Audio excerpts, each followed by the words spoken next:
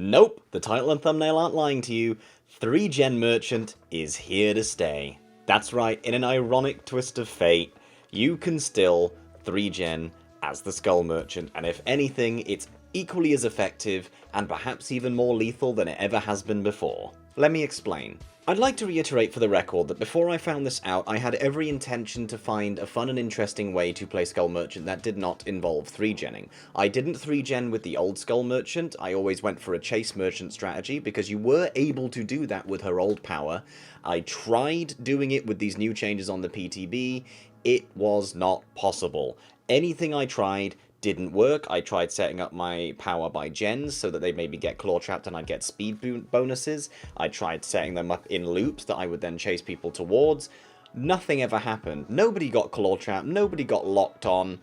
The power did nothing. All it ever achieved was getting undetectable on demand, which could easily be circumvented by just moonwalking. Like, all you have to do as a killer is moonwalk to apply the same effect, because all the undetectable does in Chase is remove your red stain. I'd like to mention for the record that all the footage you are seeing of Skull Merchant right now is from the live servers. It's not PTB gameplay, because the PTB, as you can see here, will not let me in. So how does this new 3-gen work? Basically, what I realized with Skull Merchant is her power is now very much a trap-based power. The most effective way to use it as the devs intend is to set it up ahead of time at loops. So if I wanted to chase someone into Shack Pallet, I should already have a drone there, ready to catch them off guard, so that one of the beams ends up hitting them as they vault the window, go into the shack. Something of the like. They'll gain a stack of lock-on as they enter it because they don't know the drone's there, hence the stealth drone. However, this strategy is highly, highly ineffective.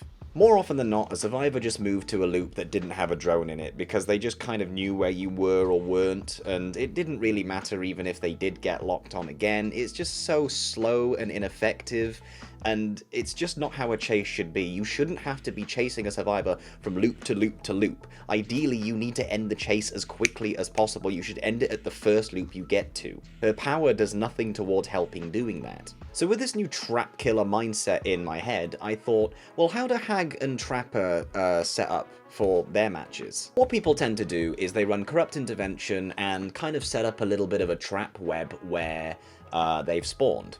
Around a couple gens, around a couple loops. Basically, the idea is that they corral people into their web so that they can make the most effective use of their traps. And it was upon seeing that you could overlap two drones with the Skull Merchant, almost like a Venn diagram, that I realized something.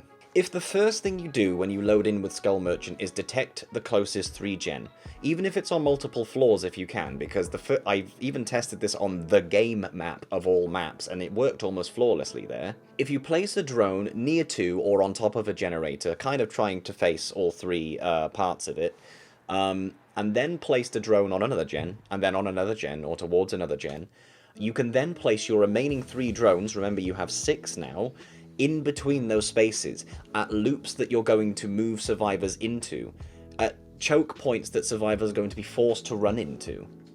What ends up happening is a survivor working on your 3-gen is going to be chased off your 3-gen, get detected by the drone that is next to the gen, and if that's disabled or deactivated, then they will move to a different zone that you're chasing them into that has a drone in it, and then they'll move to the next zone that has a drone in it, and then they'll move to the next zone that has a drone in it.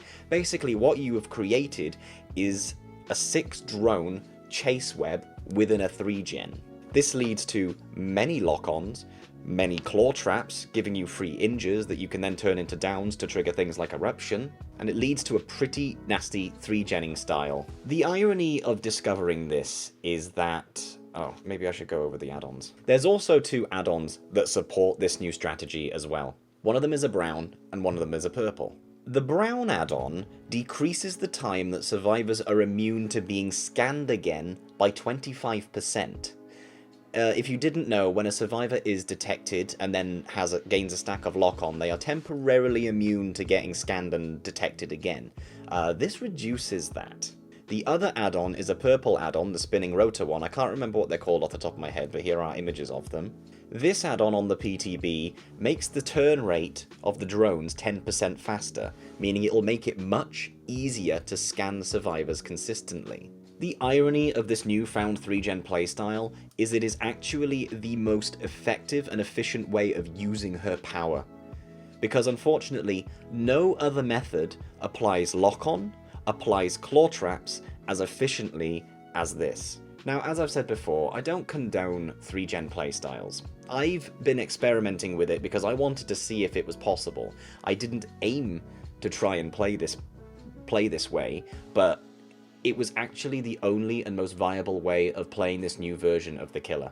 And I think it's kind of hilarious that in their attempt to try and remove 3-gen Skull Merchant, they have created only 3-gen Skull Merchant. At least with old 3-gen Skull Merchant, as problematic as it was, there were still other ways to try and play the killer that were interesting and interactive, and at the same time actually benefited her in chase. Now she has nothing. Now she only has the 3-gen playstyle for any form of viability over any other killer. With any luck, they'll patch this or try something else, give us another PTB with some Skull Merchant changes while leaving the one on live still as she is, until they can come up with something a bit more plausible. But with any luck, we will get a change to the 3-gen Skull Merchant meta. But as it stands, it's still here. It's here to stay. It's just got a new flavor to it. And if anything, it might be worse. But we'll have to see. Thing is, if I don't bring this news to light, someone else will.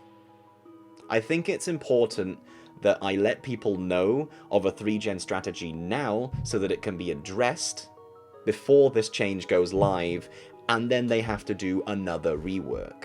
Anyway, thank you all so much for watching. I do upload quite a bit of DBD content throughout my channel, so if you'd like to consider subscribing, I'd really appreciate it. Let me know down below what you think of the Skull Merchant changes, as well as this new 3-gen playstyle, down in the comments below, and I hope to see you in another video. Ciao for now.